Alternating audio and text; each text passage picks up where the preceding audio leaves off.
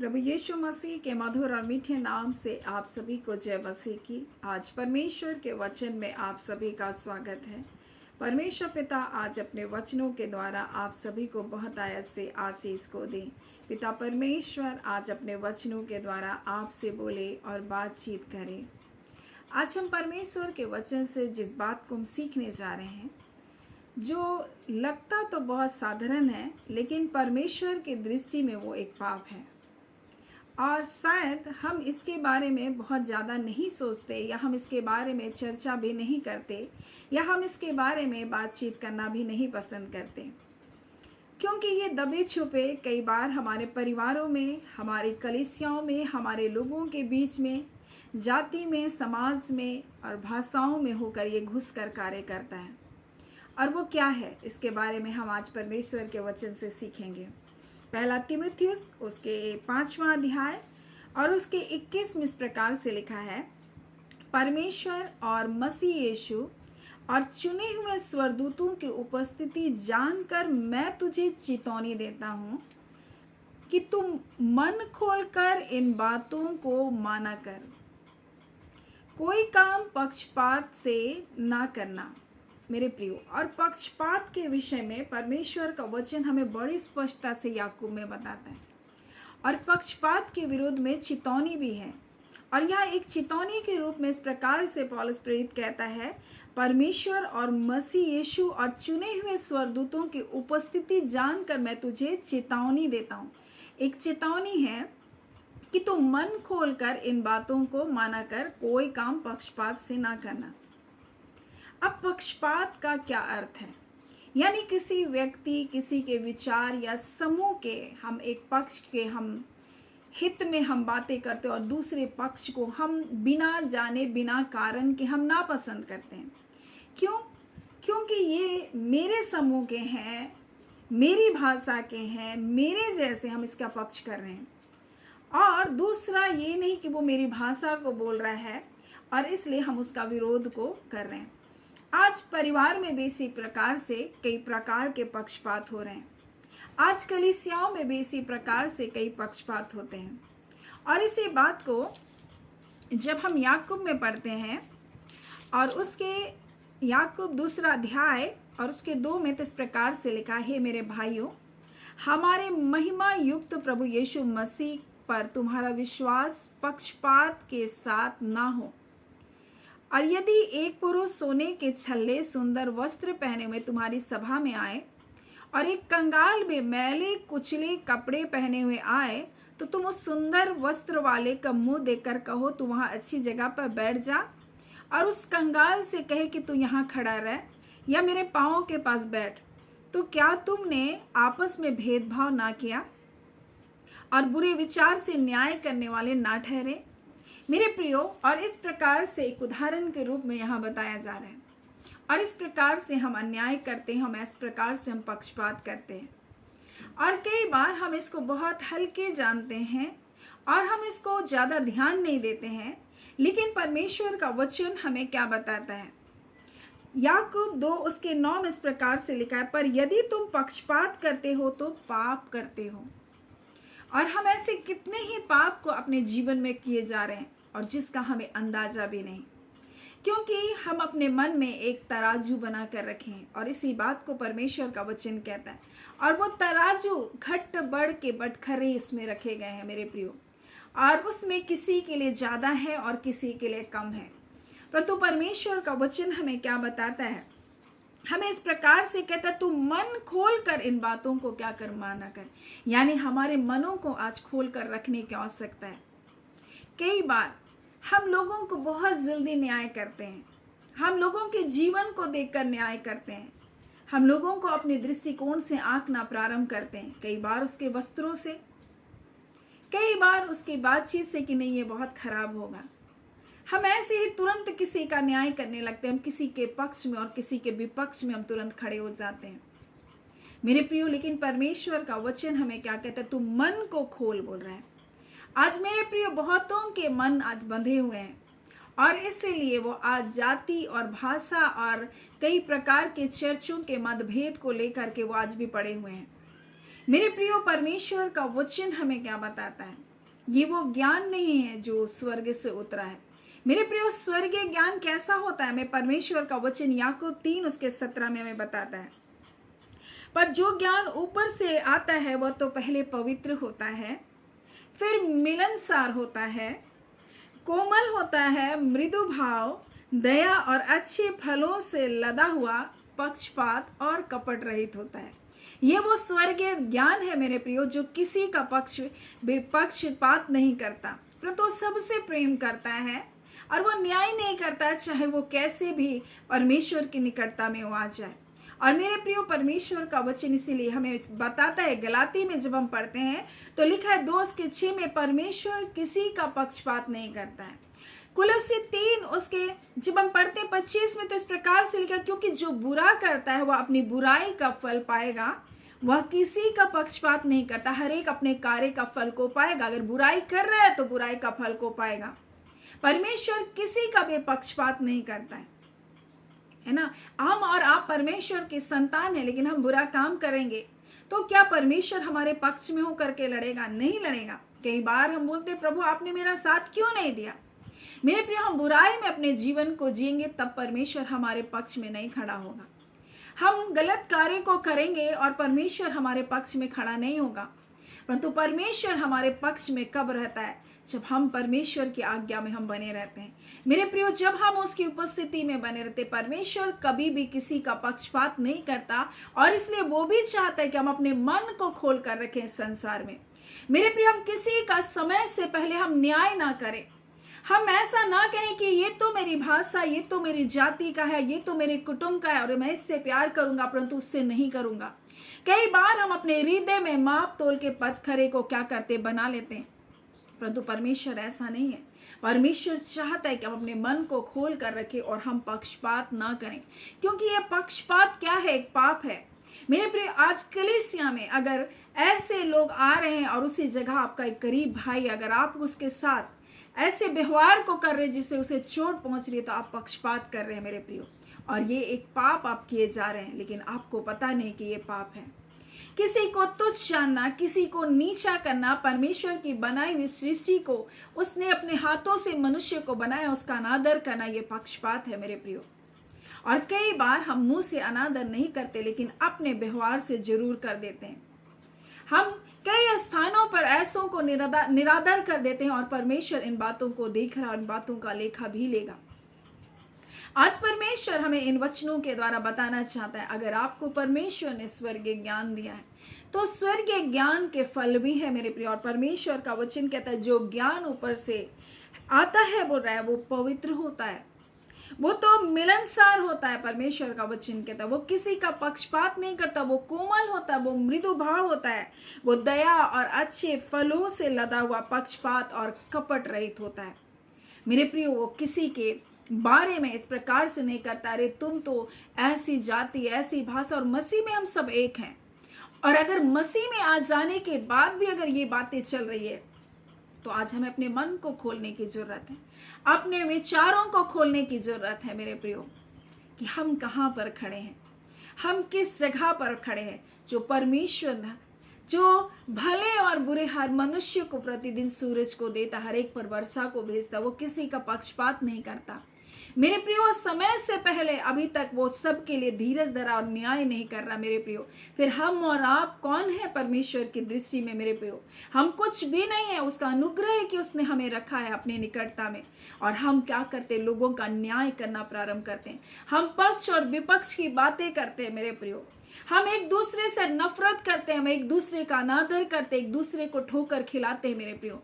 और आज परमेश्वर इन वचनों के द्वारा हमें बताना चाहता है मेरे प्रियो, परमेश्वर ने हर एक को अपने स्वरूपता, अपने समानता में मनुष्य जाति को बनाया है मेरे प्रियो। परमेश्वर हर एक से प्रेम करता है, चाहे उसके पास इस संसार में दिखाने के लिए कोई धन संपत्ति ना भी हो। और इसी बात को परमेश्वर का वचन इस प्रकार से हमें बताता है। जब आप याकूब 2 को पढ़ेंगे तो लिखा है कि यहाँ पर लिखा है, क्या तुमने आपस में भेदभाव ना किया, बुरे विचार से न्याय करने वाले ना ठहरे? हे मेरे प्रिय भाइयों सुनो, क्या परमेश्वर ने जगत के कंगालों को नहीं चुन लिया कि विश्वास में वो धनी और उस राज्य के अधिकारी हो जिसकी प्रतिज्ञा उसने उनसे की, जो उनसे प्रेम रखते हैं। पर तुमने उस कंगाल का अपमान किया। क्या धनी लोग तुमको अत्याचार नहीं करते? क्या वे ही तुम्हें कचहरियों में घसीट कर नहीं ले जाते? क्या वे उस उत्तम नाम की निंदा नहीं करते जिसके तुम कहलाते हो? तो भी यदि तुम पवित्र शास्त्र के इस वचन के अनुसार कि तुम अपने पड़ोसी से अपने समान प्रेम रखना सचमुच उस राज्य व्यवस्था को पूरी करते हो तो अच्छा करते हो। परंतु यदि तुम पक्षपात करते हो तो तुम पाप करते हो, परमेश्वर का वचन कह रहा है। और आज हमें इसे बड़ी गंभीरता के साथ सोचने की आवश्यकता है। कहीं हम सब भी ऐसे पापों में तो नहीं पड़े हैं? हम मसीह कहला तो रहे हैं क्या, परंतु ऐसे भेदभाव में तो हम नहीं पड़े हैं? कहीं हम इस प्रकार से तुलनात्मक प्रेम को तो नहीं रख रहे हैं लोगों के लिए? कहीं हम ऐसे तुलनात्मक विचार को तो नहीं रख रहे हैं? मेरे प्रिय, ये विचारों में भी हो सकता है, ये किसी व्यक्ति के लिए भी हो सकता है, ये किसी समूह के लिए भी हो सकता है मेरे प्रियो। और आज ऐसे ही पक्षपात करते हैं हम कलीसिया में भेद करते हैं मेरे प्रियो। परंतु सब मसीह की देह है, मसीह एक ही है मेरे प्रियो, और हम सब उसके देह के अलग अलग अंग हैं। हर अंग का अलग अलग काम है, अलग अलग दायित्व परमेश्वर ने दिया है, अलग अलग जिम्मेदारी परमेश्वर ने उनको दिया है। इसलिए एक दूसरे का सम्मान करें मेरे प्रियो। हो सकता है हमारे विचारों में कुछ मतभेद हो, लेकिन हमारे मनों में मन भेद नहीं होना चाहिए मेरे प्रियो। कई बार हम किसी एक बात में हालांकि हम सहमत ना भी हों, लेकिन हमारे मनों में भेद नहीं होना चाहिए। हम एक दूसरे से नफरत करने वाले ना हो, एक दूसरे से लड़ाई झगड़ा करने वाले ना हो, एक दूसरे के विरुद्ध में टीका टिप्पणी करने वाले ना हो मेरे प्रियो। परंतु हम बड़े नम्रता के साथ उन बातों को सह ले, क्योंकि परमेश्वर का वचन कहता है हमें, परमेश्वर का जो ज्ञान है वो कोमल है, वो मृदु भाव है। परमेश्वर का वचन कहता है वो पवित्र है, वो पक्षपात रहित है, वो कपट रहित है। परमेश्वर का वचन आज हमें बता रहा है। आज हमें अपने जीवन को देखने की जरूरत है मेरे प्रियो। कहीं हम भी ऐसे विचारों में तो, ऐसी भावनाओं में तो, ऐसे समूह को लेकर के हम ऐसे मन में विचार को करके पक्षपात तो नहीं करें। कहीं हम ऐसे घट बढ़ के बटखरे के साथ तो अपने जीवन को नहीं जी रहे। कहीं हम ऐसे तराजू को तो अपने जीवन में नहीं रखे हैं मेरे प्रियो, जो एक के लिए भारी और दूसरे के लिए हल्का हो जाए। कहीं हम ऐसे दृष्टिकोण को तो नहीं रख रहे, एक को अच्छा और दूसरे को हम बुरा देख रहे हैं मेरे प्रियो। परमेश्वर का वचन कहता है जो बुरा करता है वो बुराई का फल को पाएगा। परंतु परमेश्वर का वचन कहता है वो किसी का पक्षपात नहीं करता। हमें किसी का पक्षपात करने वाला नहीं बनना है। परमेश्वर जाने मेरे प्रियो, आज परमेश्वर हमें बताना चाहता है, परमेश्वर सही समय में उनका न्याय करेगा। इसलिए आज हमें कैसा जीवन को जीना है, परमेश्वर का वचन कहता है अपने मन को खोल करके हमें रखना है। हर एक के लिए खुले विचारों को हमको रखना है, ताकि ऐसे लोग भी जो आज प्रभु को नहीं जानते, आपके व्यवहार के कारण, आपके कोमल स्वभाव के कारण परमेश्वर के पास वो खींचे चले आ जाए मेरे प्रियो। आज परमेश्वर अपने वचन के द्वारा बताना चाहता है, कई लोग आज ऐसे ही कलीसियाओं में आएंगे, खोजते ढूंढते आएंगे, आपका एक प्रेम का शब्द उसको परमेश्वर के रास्तों में चलने के लिए सहायता करेगा। आपका थोड़ा सा स्वागत करना उनके जीवन को मेरे प्रियो परमेश्वर के प्रेम को देख सकेंगे मेरे प्रियो। आज हम पक्षपात रहित जीवन को जिए, हर एक के लिए खुले मन से लोगों का स्वागत करें। कई बार कुछ लोग ऐसे वेशभूषा में आते हैं जिसको हम कभी स्वीकार नहीं कर सकते हैं। बहुत सारे टेटूज को बनाकर, ऐसे बेरंग कपड़े को पहनकर ऐसे आते हैं, नहीं जानते उसके मन की स्थिति, उनकी परिस्थिति कैसे है। लेकिन कई बार हम बाहर से तुरंत उसको क्या करते हैं, नाप तोल करते, न्याय कर लेते हैं। परंतु परमेश्वर का वचन हमें बता रहा है, हमें एक चेतावनी को दे रहा है। और इस प्रकार से परमेश्वर का वचन हमें बताता है, पौलुस प्रेरित कहता है, परमेश्वर और मसीह यीशु और चुने हुए स्वर्गदूतों की उपस्थिति जानकर मैं तुझको चेतावनी देता हूँ, तू मन खोलकर इन बातों को माना कर, बोल रहा है। और कोई काम पक्षपात में ना करना मेरे प्रियो। आज हमें पक्षपात में कोई कार्य को नहीं करना है। सो परमेश्वर पिता इन वचनों के द्वारा आप सभी के जीवन को बहुत ऐसे आशीष को दे। आमीन। आइए हम प्रार्थना करेंगे। धन्यवाद देते हैं जीवते सच्चे सामर्थ्य पिता परमेश्वर, प्रभु यीशु मसीह के मधुर और मीठे नाम से पिता आपके पास आते हैं। आज के सुंदर दिन, सुंदर समय के लिए, आपकी दया के लिए, आपके अनुग्रह के लिए, आपके प्रेम के लिए, आपकी सहायता के लिए पिता हम आपके शुक्रगुजार हैं। पिता आपकी पनाह में रखने के लिए प्रभु हम आपके शुक्रगुजार हैं। प्रभु सचमुच आप सनातन के दृढ़ चट्टान है परमेश्वर। आप अपने धर्म मैदान हाथ से अपने संतानों को संभाल कर रखें पिता। हाँ पिता, गिरने से, ठोकर खाने से परमेश्वर, संसार में पिता बुराई से प्रभु अपने लोगों को आपने बचा कर रखा। प्रभु आपका धन्यवाद। आपकी चुनी हुई निज प्रजा प्रभु जो आपके पास आती है प्रभु जी, जो आपको पुकारती है परमेश्वर पिता प्रभु जी, जो आपको ढूंढ रही है परमेश्वर पिता प्रभु जी, जो आपको खोज रही है परमेश्वर पिता प्रभु जी, आप अपने उपस्थिति को परमेश्वर अपने लोगों के बीच में देने वाले परमेश्वर है प्रभु। आज खुदान परमेश्वर प्रभु इस वचन के द्वारा प्रभु आपने अपने लोगों से बोला और बातचीत किया पिता, क्योंकि आज इस विषय में अपने लोगों से आप बातचीत करना चाहते थे पिता। हम इसके लिए आपके शुक्रगुजार हैं पिता।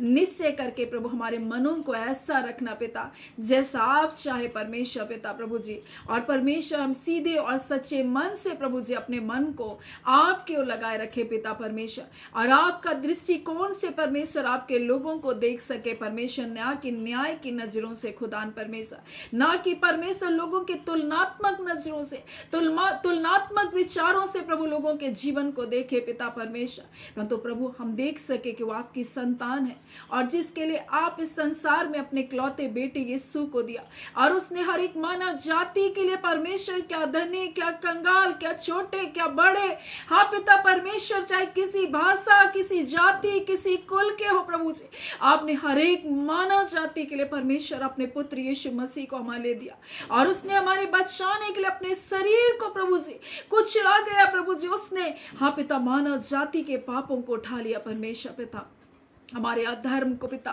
हमारे गुनाहों को अपने ऊपर उठा लिया प्रभु। आपका धन्यवाद देते हैं। हमारी जो पापों की सजा मृत्यु थी उसने अपने ऊपर उठा लिया प्रभु। आपका धन्यवाद। और मसीह यीशु में परमेश्वर अनंतकालीन जीवन को हमें देने के लिए आपका धन्यवाद।